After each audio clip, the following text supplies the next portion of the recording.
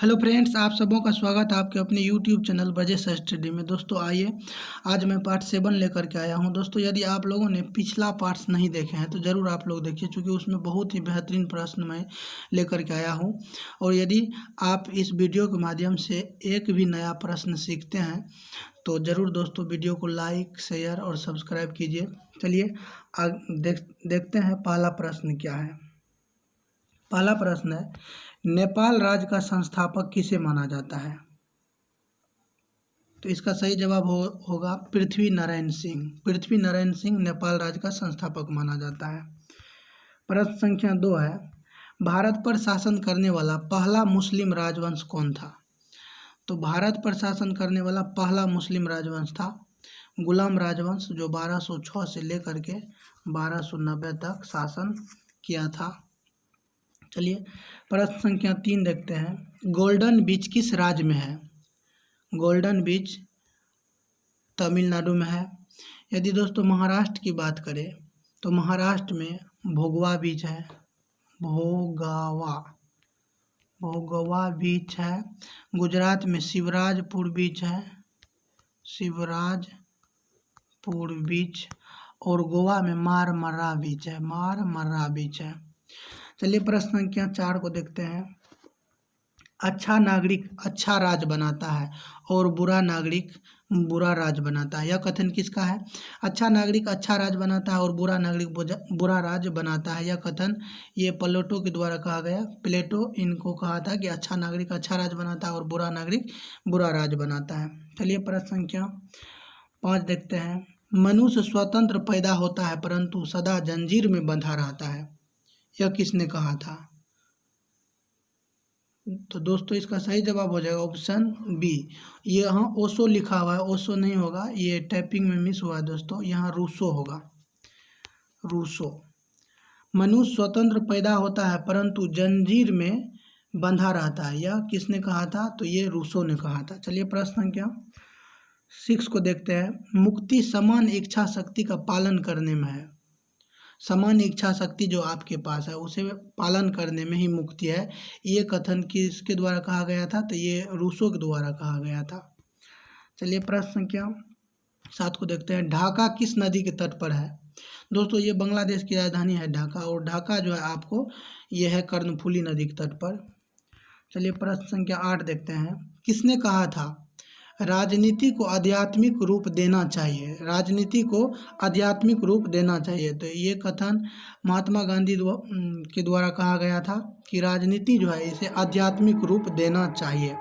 चलिए प्रश्न संख्या 9 को देखते हैं, भारत का कॉटन पॉलिश, यहाँ का और को 2 बार लिखा गया है दोस्तों, यहाँ आप लोग को इग्नोर कर लीजिएगा, को नहीं होगा। भारत का कॉटन पॉलिश किस शहर को कहा जाता है? तो दोस्तों ये मुंबई को कहा जाता है। यदि अहमदाबाद की बात करें तो अहमदाबाद को पूर्व का बोस्टन कहा जाता है, भारत का मैनचेस्टर कहा जाता है, और कानपुर को उत्तर भारत का मैनचेस्टर कहा जाता है। यदि दक्षिण भारत का मैनचेस्टर पूछेगा तो कोयम्बटूर होगा, और उत्तर भारत का तो कानपुर होगा, और ये भारत का बोस्टन अहमदाबाद, और भारत का मैनचेस्टर अहमदाबाद। सूरत ये गुजरात में है, जो ताप्ती नदी के तट पर स्थित है, और सूरत हीरा के लिए ज़्यादा प्रसिद्ध है सूरत। चलिए वहाँ हीरा अनुसंधान, हीरा को काटने का एक यहाँ क्या कहते हैं उद्योग है, इसीलिए वहाँ सूरत को जाना जाता है, और ये ताप्ती नदी के तट पर है। चलिए प्रश्न संख्या 10 देखते हैं, महात्मा गांधी के नेतृत्व में किया गया पहला जन आंदोलन कौन था? तो दोस्तों पहला जन आंदोलन पूछा जा रहा है, इस बात पर ध्यान दीजिएगा कि पहला जन आंदोलन तो ये असहयोग आंदोलन था, जो 1920 में चलाया गया था, और फिर 1922 में चौरा चौरी कांड हुआ, जिसकी वजह से इसे रोक दिया गया था। चलिए प्रश्न संख्या 11 को देखते हैं, लघु हड़प्पा किसे कहा जाता है? देखिए दोस्तों बहुत ही महत्वपूर्ण प्रश्न है कि लघु हड़प्पा किसे कहा जाता है। तो लघु हड़प्पा आपको कहा जाता है लोथल को। लघु हड़प्पा कहा जाता है लोथल को, और लोथल को ही लघु मोहनजोदड़ो भी कहा जाता है। लघु मोहनजोदड़ो भी कहा जाता है। और ये जो आप देख रहे हैं लोथल में गोदीवारा भी का साक्ष्य मिला है, अग्निकुंड का साक्ष्य मिला है, रंगाई कुंड का साक्ष्य मिला है। चलिए प्रश्न संख्या 12 को देखते हैं। सोहन घाटी किस देश में है? दोस्तों पूछा जा रहा है कि सोहन घाटी किस देश में है, तो इसका सही जवाब हो जाएगा सोहन घाटी पाकिस्तान में है। ये सिंधु घाटी सभ्यता से जुड़ा हुआ घाटी है, तो ये सोहन घाटी पाकिस्तान में है।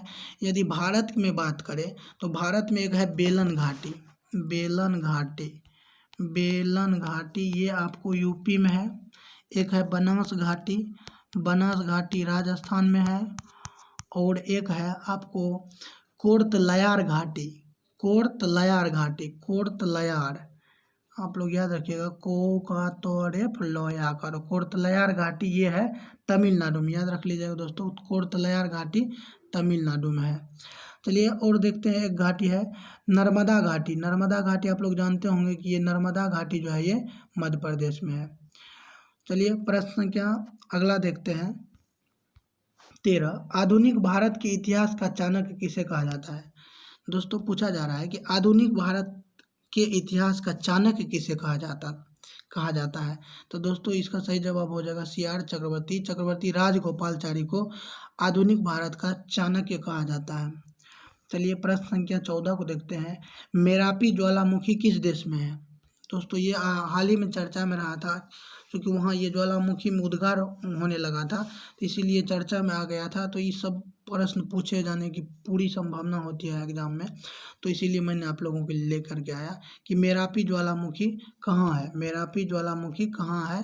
तो दोस्तों मेरापी ज्वालामुखी आपको इंडोनेशिया में है, और इंडोनेशिया की राजधानी जकार्ता है।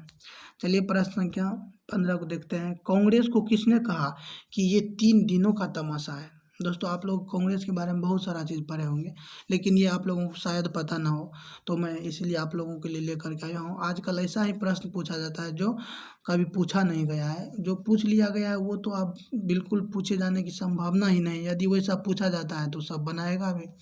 तो चलिए देखते हैं कि कांग्रेस को किसने कहा था ये 3 दिनों का तमाशा है। तो दोस्तों अश्वनी कुमार दत्त, अश्वनी कुमार दत्त ने कहा था कि ये 3 दिनों का तमाशा है।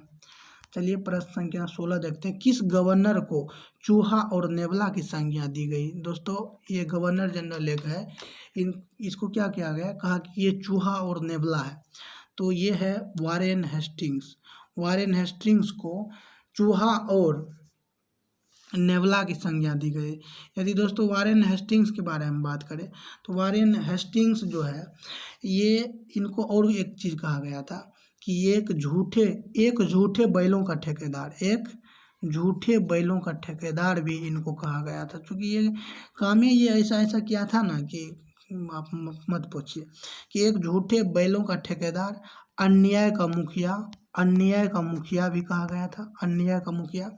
और ये वारेन हेस्टिंग्स जो है ये आपको 1774 से लेकर के 1785 तक रहे थे, ये 1774 से 1785 तक रहे थे।